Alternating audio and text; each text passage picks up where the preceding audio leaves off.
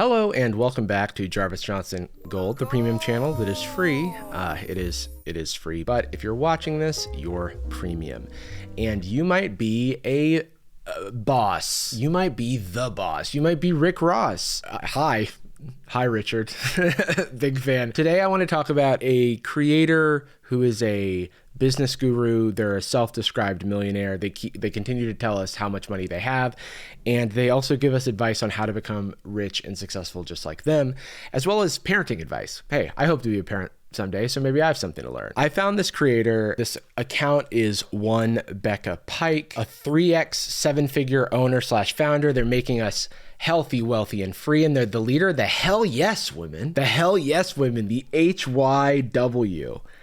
Those are my women. Hell yes. Obviously, they sell one-on-one coaching, etc., etc. It's always just check the link tree and they're usually selling something. This particular post went very viral, 214,000 likes. I'm just going to read it to you. We don't necessarily lie to them, but we do hide certain things from our 4 kids so they don't realize how wealthy we are. Why is it a secret?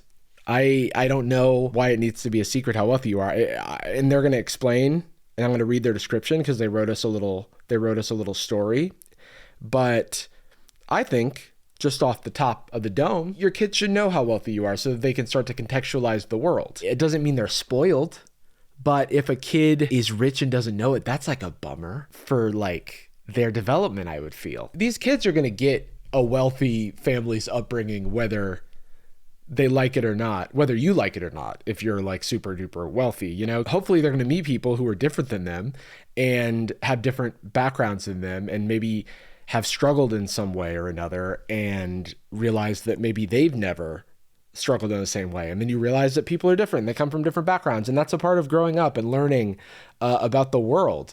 I don't think kind of putting them in a bubble where they think that they're the same as everyone else when they're actually rich is doing anything other than making you feel better about yourself, giving yourself some sort of imagined challenge for your kids that they can overcome. But you just can't manufacture that, unfortunately. You're rich.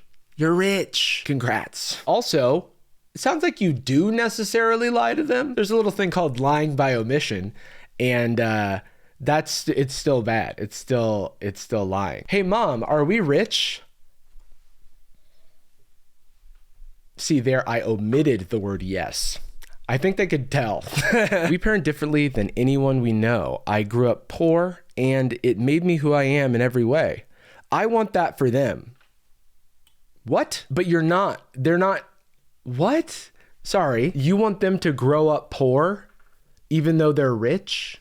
That can't happen if you live in the same house with the same amenities. I was on food stamps and government assistance until I was 30, and there's nothing wrong with that. And also, the fact that millions of people are not getting their SNAP benefits right now is insane and a disservice and a failure in what the government is actually supposed to do, which is to protect its people. But there's no shame in being on food stamps. I was on food stamps growing up. I posted this on Instagram because I was like so frustrated with like the state of the world. I found the other day my mom and my old like benefits cards and stuff. And yeah, there's absolutely nothing wrong with that. So I hope they're not about to frame it as a negative, but it's starting to sound like being poor, that's it builds character. So when you're rich, you can really enjoy it. I hate that mentality personally. I was on food stamps and government assistance till I was 30, till I started learning how to actually own, run, and scale businesses. That's the problem. These people on food stamps, they just don't know how to scale a business. They just don't know about equity. They don't know about quarterly earnings, passive income. They're working, bro. They're fucking tired because everybody has to work so long to live. I hate when people do this. Before we get into that, we have a brief word from today's sponsor, Aura. Anastasia? I'm right here. I'm always right here. Oh. What's up? You've got to stop spilling your personal information online. I can't help it. I love to overshare. Data brokers are collecting and sharing your information, and I had to use Aura to put a stop to it. Thank God. It was terrifying. Check this out. We found your information on over 100 data broker sites, people search sites, and junk mailers, and Aura's gone in and removed it all, and you can't find it anywhere. Thank God, because I was getting spam likely calls like every hour on the hour, and I haven't gotten one in a while. You sound disappointed. Well, it was nice to be wanted. A couple weeks ago, my friend Anastasia's data was all over Google search, and this could happen to you. Data brokers are collecting your personal information, packaging it up and selling it to anybody who wants it. Marketers, scammers, identity thieves, all without your consent. If you Google yourself right now, you might be alarmed at what you find. Your home address, phone number, email, those things could be out there. The worst part is the Consumer Financial Protection Bureau quietly withdrew a rule in May that would have limited the availability of these data brokers to sell your social security numbers. And, the government had a chance to protect us and didn't. So we're forced to look out for ourselves, and that's why myself and Anastasia use Aura. Aura does all the hard work for you. They identify data brokers who are exposing your information and submit opt-out requests on your behalf. And they're always monitoring for your information to pop up somewhere so they can stamp it out of there. Give Aura a few weeks and you'll stop seeing your private information pop up on these sketchy websites, just like we did. You can head to my link at aura.com/Jarvis to try 14 days for free, and that's just enough time for Aura to start scrubbing your data off these data broker sites automatically. Thanks to Aura for sponsoring this video. Now back to the video. We don't tell our 4 kids about the businesses we own yet, or the business acquisitions we do, or what that means. Okay, that's like, if you work any job, I'm not going to tell my kids about the intricacies of my work. That's not hiding the truth from them. It's like when Drake said, I wasn't hiding my son from the world. I was hiding the world from my son. That's bad, Drake. He needs to know about the world, Drake. Whatever happened to him?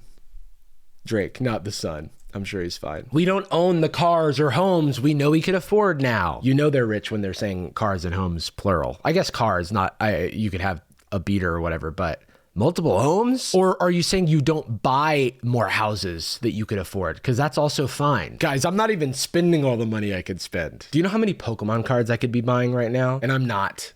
So yes, you should award me with your adoration. Thank you very much. I am a business guru. One-on-one coaching is available. I'll tell you how to not buy things. Make them do chores for allowance for all their toys. That is normal parenting that they are framing as a life hack. We take them to normal people hotels on vacation. Oh my gosh. I've never been to one of those. I only go to super people hotels. We provide them only with the clothes they need. These are normal things. When we talk about money, we keep it neutral and educational. Good. I guess it's to contrast with what a lot of this person's profile is about, which is money is good and money is power. And, money is power. The fact that if you have money, you're good. And if you don't have money, you're failing at life. We teach them appreciation and we let them see how hard we work. We just don't show them the numbers. Why would they care? They're kids. We just want them to grow up thinking they're still somewhere in the middle class. That's bad. Unsolicited parenting advice from a non-parent. Don't do that. We want the work ethic instilled. You can do that while being honest. The entitlement to be non-existent. That's not going to work. This kid is cracking fresh pepper over their salad right now. I think the entitlement is existent.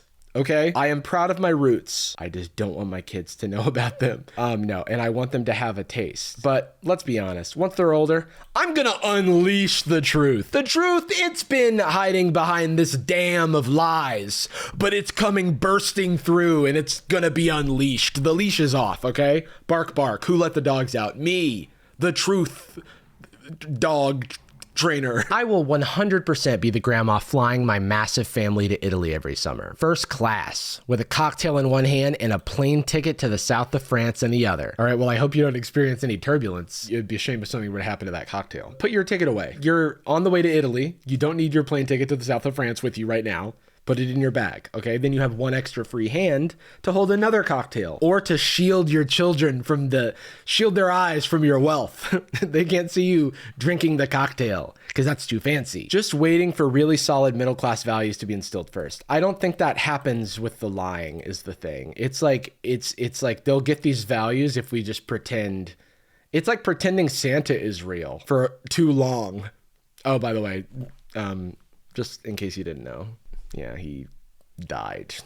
Odd rules we implemented with our 4 kids that have them absolutely thriving. And then there's a video of them absolutely thriving. I do appreciate that they're far away and I can't see their faces. And I'm dead serious. Like I don't like it when kids are in the content. If you want to be awake past 8 p.m., you have to be reading. No cell phones whatsoever till 14. No social media whatsoever till 18. There's some, normal parenting stuff. People make these decisions for their kids. No cell phones, no social media. You won't be blindly inheriting our wealth. Oh, well, that seems in conflict with. So now they know about the wealth? I thought that you were hiding that from them. You will, however, get chunks of money. That is a very fun descriptor of cash. How many chunks of money do I get? Chunks of money if you start a business that helps people be better people. Showers 2 times a week, our bacteria is our friend. Who are your friends? Honestly, it was pretty normal until the showering thing. One thing about me, my kids, they're going to be allowed to bathe. 6'1", by the way. She does confirm that her kids are thriving beyond measure. They have a happiness level of 1,000. That's really high if you've ever measured happiness. Sleep is on point, social skills locked in, ability to love, and creativity at level 1,000. So these are all really high stat loadouts. You don't see them very often in kids at such high levels, so she's clearly achieving. I can't make any notes on that. I'm not a parent. And I personally would love to be happy level 1,000. So I got something to learn. I guess I got to stop showering so much. Apparently being dirty is my friend. So anyway, this almost felt like rage bait because everyone is dunking on them in the replies, but they were not deterred. Okay. They doubled down, they tripled down, they quadrupled down, which is what they did with their number of children. And they responded to some of the comments, like one saying, rich people don't talk about how rich they are. I tend to agree. Okay, Carol, if you're not part of the conversation, then just say that. I don't even know what that means. Carol is a part of the conversation, and her name's not Carol, so I guess that's just she is making a Karen joke, but wanted to choose a different name. I get these dumbass comments all the time on my reels. I wonder why. Educated people become educated through discussion. Every wealthy person you know learned money through talking about it a lot. That's not true. Some people inherited wealth. In your own description of how you're going to parent your kids, they will become wealthy through inheriting wealth and not from learning money through talking about it a lot. In fact, you said that you're doing the opposite of it, which is not talking about money. And I rest my case. New wealth, okay, so now they're talking about non-inherited wealth, is taught through accounts like this one. Oh, okay, so I'm here to learn. And through the people courageous enough to get constant comments like this. I told the internet, hey, I'm the wealthiest wealthy pants you ever did see. I'm Daddy Warbucks. I've got 9 kids and I'm hiding all the wealth from them. They can't see. Why is everyone booing? Why is everyone yelling at me? Stop throwing tomatoes. I'm right. I'm brave actually by receiving these comments. If you want to hear how money is actually made and maintained, you're in the right place. All right, well, I'd love to learn. I cannot stop spending this stuff. I just bought the Rift-bound booster pack, dude. I can't be trusted with money, dude. I just spent it on cards. Things I've said that have seriously pissed people off. Business Coach Edition. Is there a non-Business Coach Edition? Is there a version where she just tells people that she doesn't like their pants and it really pissed them off? All right, let's see. What kind of stuff do I think she's going to tell people? Well, things that she said that we know that have pissed people off is that you need middle-class values from even if you're rich. So you got to hide your kids, hide your wife or whatever. I don't care if you're ADHD or on the spectrum. So am I. Either do it or don't do it. I don't know what else to tell you. Interesting. So I don't want my business coach to tell me I don't know what else to tell you. Because that seems like they gave up pretty quick on coaching me. Maybe I don't see things the way that you do, and that's why I've come to you, a coach, to help coach me in the right direction. It's if I was playing football and I was like, Coach, I don't know what play to do. And the coach goes, I don't know what to tell you. What am I, your coach?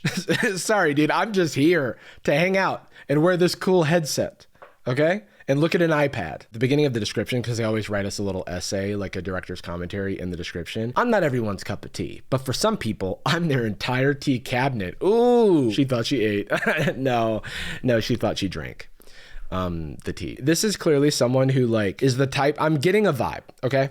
And I don't want to say who this person is. I'm just going to try to keep it based on the things that they're saying. I'm getting the vibe that this is the type of person who is I'm just blunt. I just say it like it is, okay? And everybody else they need to be coddled. They don't, and usually it's rude people who say mean stuff who are saying this, by the way. Also, you should care if you're ADHD or on the spectrum. Those things matter, okay? And they might affect your approach to solving problems. Is that crazy to say? I would like you to care. You're my coach. I'm paying you, okay? If you like to cut the fluff and get straight to the point, I am your coach. Okay, well things have changed. Oh, Captain, my captain. Right now, you can get a 7-day trial of my business coaching membership for only $11, no strings attached. Wow, what a deal. There is a string attached. It's $11. There's $11 attached to that string. If you love it, stay inside the membership. Insane wording. I feel like normally people say keep the membership. It does not matter. Stay inside the membership. I'm inside the membership. That's stupid. I'm stupid. If you love it, stay inside the membership for $199 per month. And if you don't love it, cancel before you're ever drafted. Like drafted as in like old timey speak for like taking money from your bank account, or like drafted, oh Captain, my captain, into the army of girl bosses. Because you know when you pull too much money out of this doesn't happen for rich people, but like when you pull money out of your account that you don't have, you get like an overdraft fee because you've overdrafted. But I have never. That is such an old... Is she Wells Fargo himself? Why is she talking like this? What are the other things she said that have seriously pissed people off? Business would be a lot easier if you weren't carrying an extra 30 pounds. What the fuck? What do you... Dude, what the hell, man? Don't say that to somebody. Why are you bragging about saying that to somebody? Unless they didn't realize they were carrying a 30-pound weight with them and it was impacting their business. Don't body shame me. You're my business coach. I'm no expert, but there's a lot of billionaires carrying around an extra 30 pounds. I'm not going to name any specifics, but you know who you are. And what's amazing about them is that they were able to succeed in spite of those 30 extra pounds, which makes them all the more business geniuses. Okay. But for us laymen, us on the lowest rank in the hierarchy, we need to cut the extra 30 pounds. And if you don't have 30 extra pounds to lose, cut off an arm. All right. Because business is more important than your arm. So off you go. I'm not going to keep coaching you on the same thing if you're continually not taking my advice. This person just sounds like a bad coach. Why are they in such an adversarial relationship with their clients? Aren't I paying you $200 a month after my initial $11, no strings attached? Isn't the whole idea of coaching that it takes time to...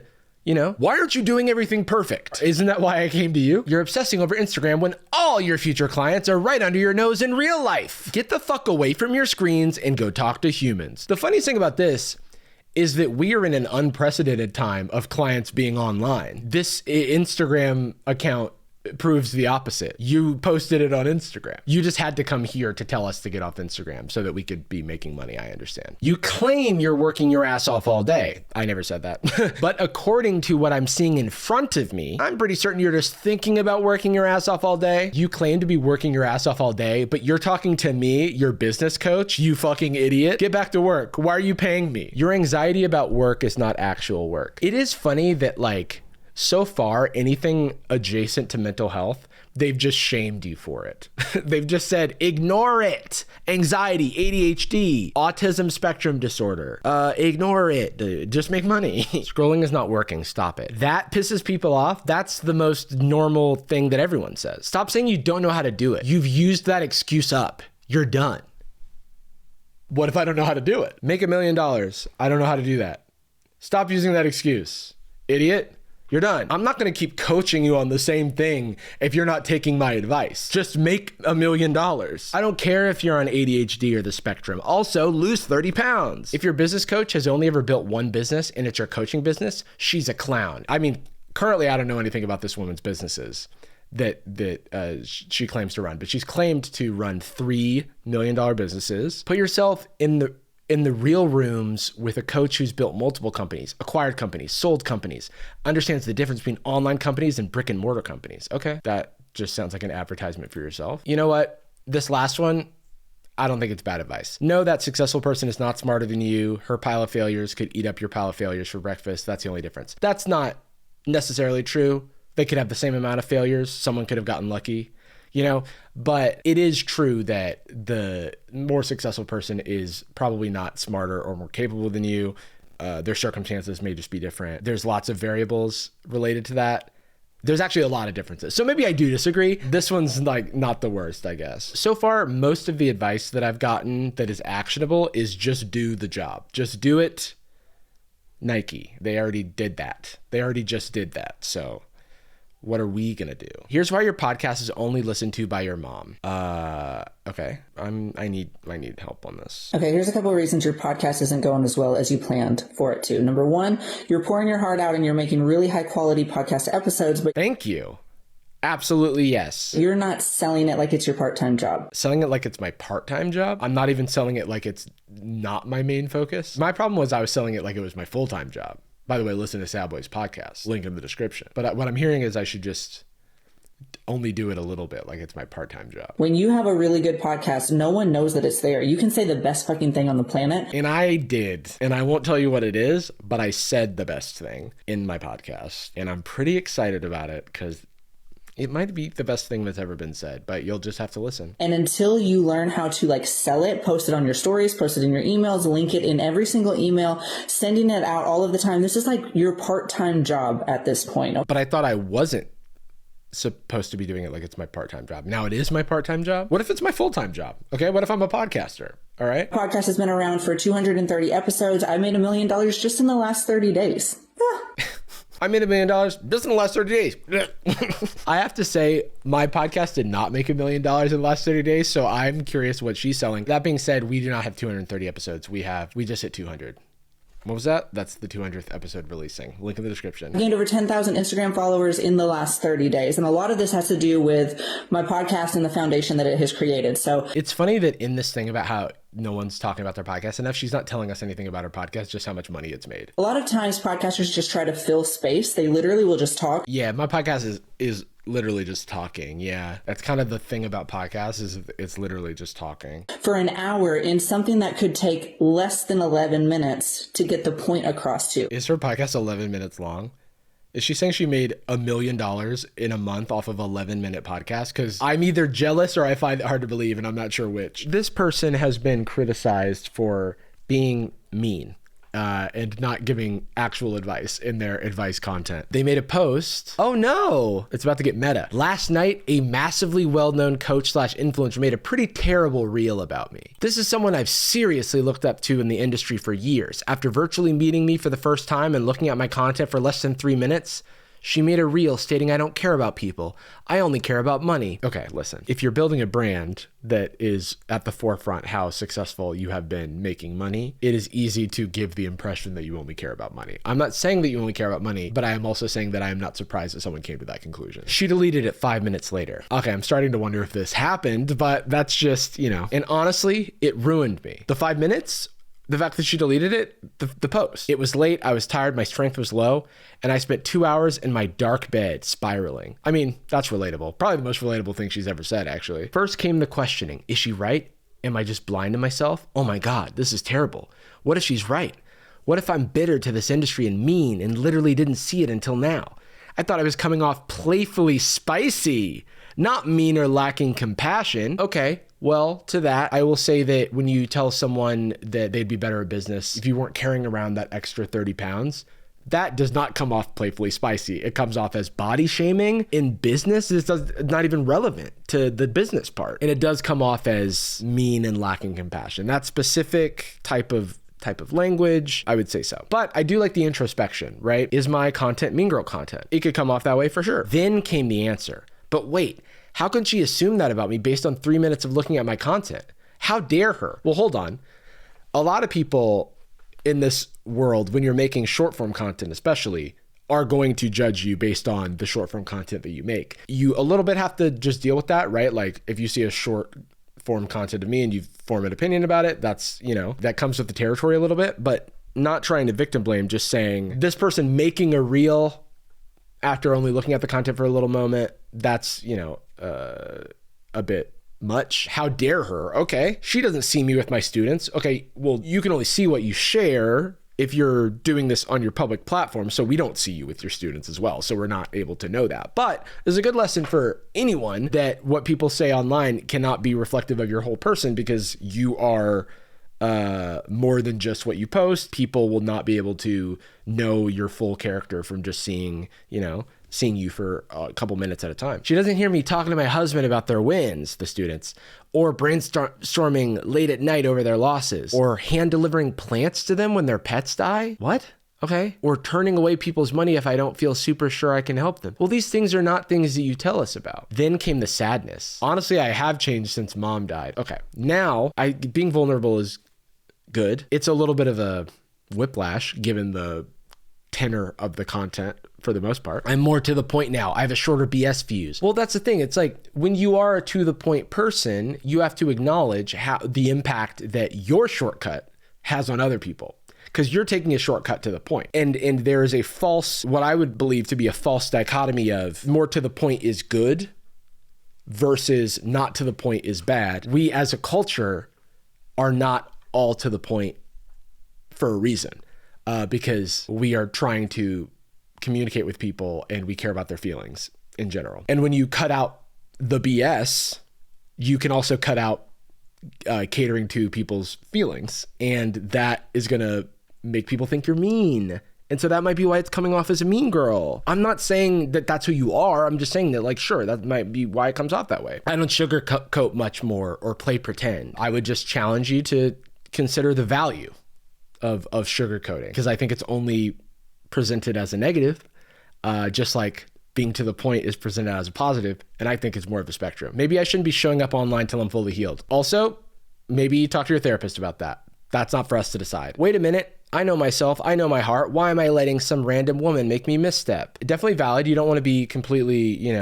extrinsically motivated, but some of those insights seemed useful that you were having, the introspection. Then I decided, here's what I'm taking away from this and being open publicly about. What pieces of this transaction can I take away to better myself? What can I learn from this? And then they say, I ask myself this with every conflict I'm in. That's a good lesson. People aren't always going to package their feedback in the best way for you to receive it.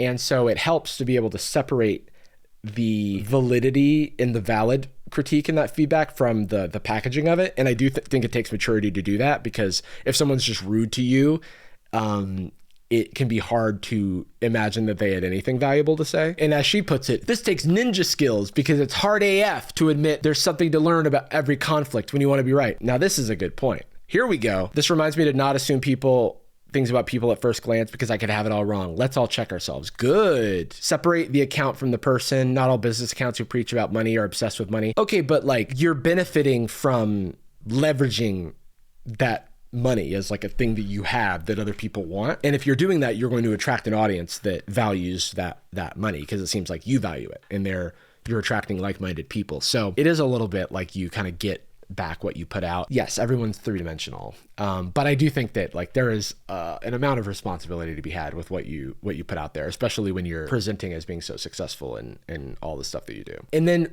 4 days later from that introspective post, we're back. Unfortunately, I do love being a literal psycho in business, being 100% unrelatable, letting myself say anything I want, $1,000 a month skincare and Botox, not pretending that my soft girl side is what made me multi-millions.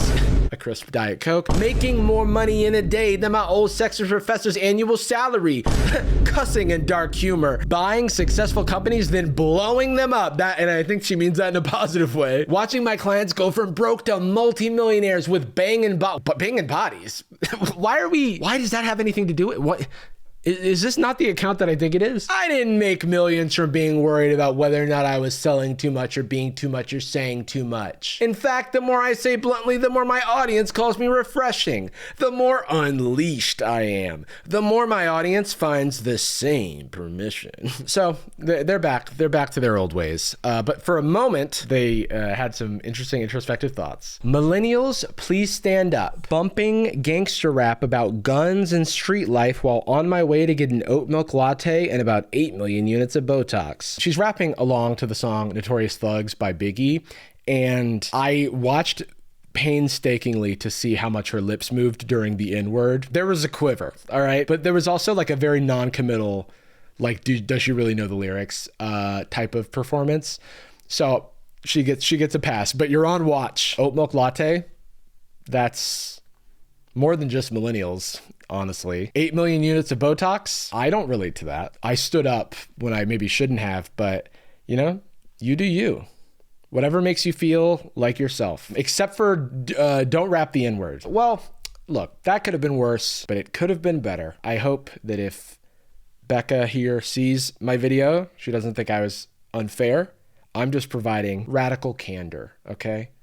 And while a lot of people are just being mean, I'm at least trying not to do that. But just a little jokes. Just a little joke. Stay gold, everybody.